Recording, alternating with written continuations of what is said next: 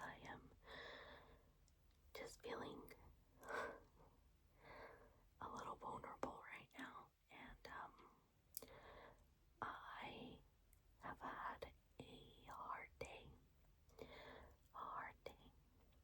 hard couple of months, and I'm going to try and do this. Sorry, I'm going to try and do this with keeping my eyeballs dry. But I thought that it was important to make this video, especially right now when I'm feeling kind of down in the dumps. Simply because May is mental health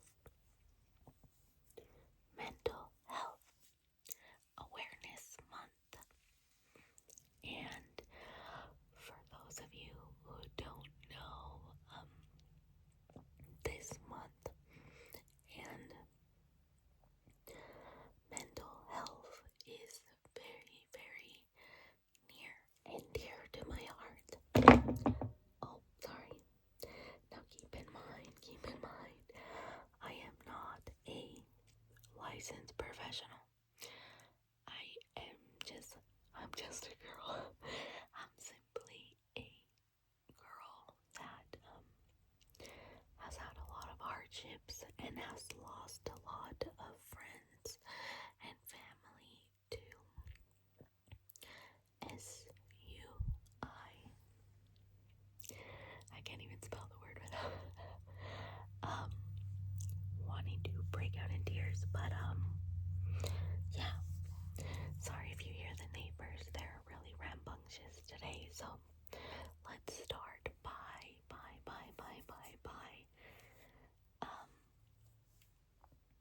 we'll put this little headband on, and we'll just make some sounds,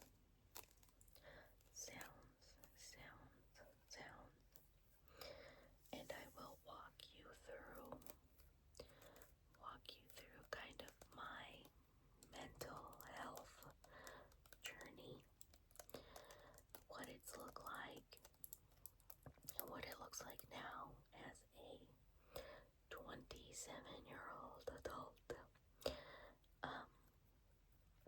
I have always been sad. My mom remembers me just being a sad kid. I was always anxious. I always had some sort of anxiety and just a sadness in me. I'm gonna do this under the desk and hopefully it's not so loud. I've always just been sad, and it really didn't start to kick up until I was about 11 years old in middle school.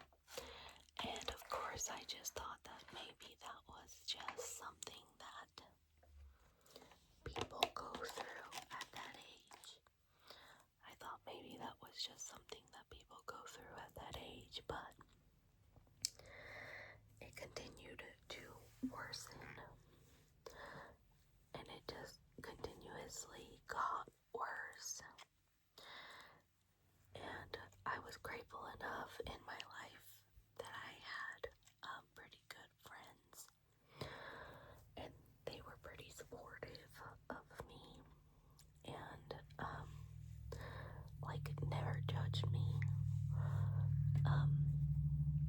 I got into the 9th grade,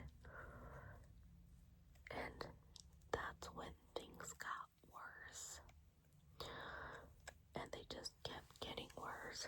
I had a pretty toxic relationship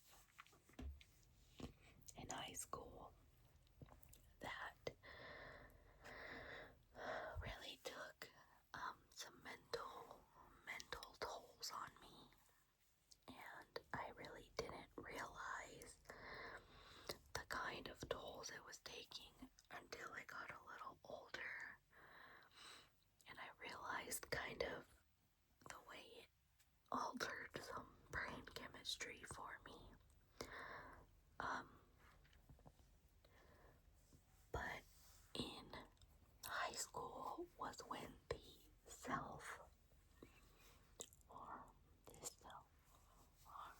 began, and it wasn't good. It wasn't a good outlet, but it was a good outlet for me at the time. In my opinion, it's not good if you or someone you love is SH. Get them help. But what I'm saying is, like, for me, that's what I felt personally was my best outlet.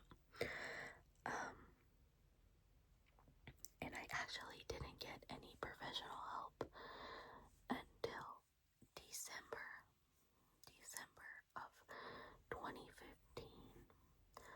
I was hospitalized for a S attempt, and obviously it didn't work because here I am, but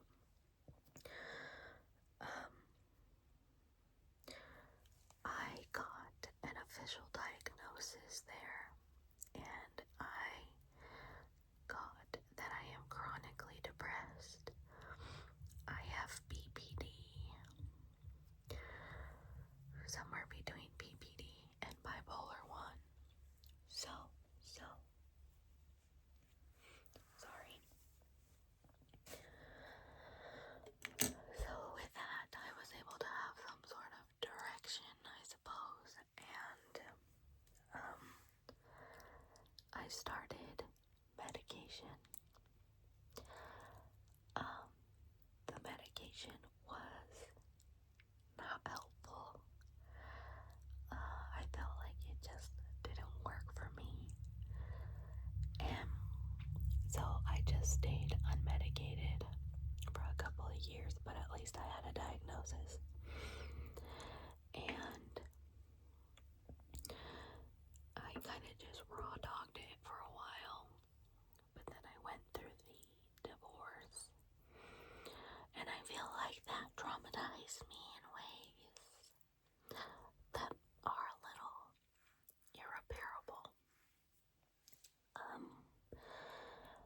I have a really hard time trusting people. I have no sense of confidence in myself.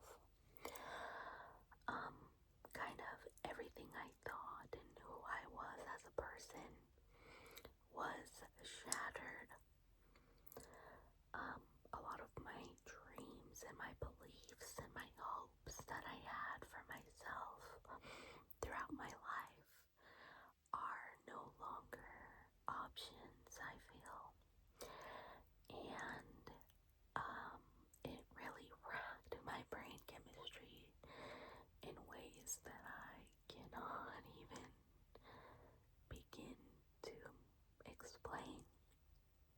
And I decided about a year or two ago to find a psychiatrist and get a second opinion, because I thought maybe the bipolar diagnosis may have been wrong, or maybe I wasn't bipolar, maybe I was just 16, with a lot of emotions. And I went back, and she actually told me that in her professional opinion, she believes that I am on the spectrum for autism, ADHD, bipolar disorder, and chronic depression. So I got on medication, some Adderall and a mood stabilizer, and I feel like it has been working so far, but I still have to work through the trauma of not being able to trust people, and kind of rebuilding myself from that relationship that really, really destroyed me as a person. And I still have problems that leak into my current relationship just been feeling really emotional and kind of feeling like my time is running out these days as I'm getting older. I feel like maybe it would be a good idea to take a pregnancy test because I'm so hormonal. I'm just having a lot of feelings right now. And so I felt with the month being May and it being May Mental Health Awareness Month that I would come on here and I would talk about the things that I've struggled with, and it's been a ongoing challenge, an uphill battle that I feel like I deal with every day. I wish I didn't overthink as much as I did, and I would give anything to go back and not get in that relationship. And a lot of people talk about how, well, you learned a lot from it, and you wouldn't be the same person. You wouldn't be the same person now had you not gone through that relationship. And I think that's exactly my point. That is exactly my point, that I don't want to be this broken person that feels like I'm constantly picking up the pieces of my life, even though it's almost been 2 years. I am in therapy about it. I'm working on it. I have this really bad habit of, and that's Taylor Swift's song, where she says,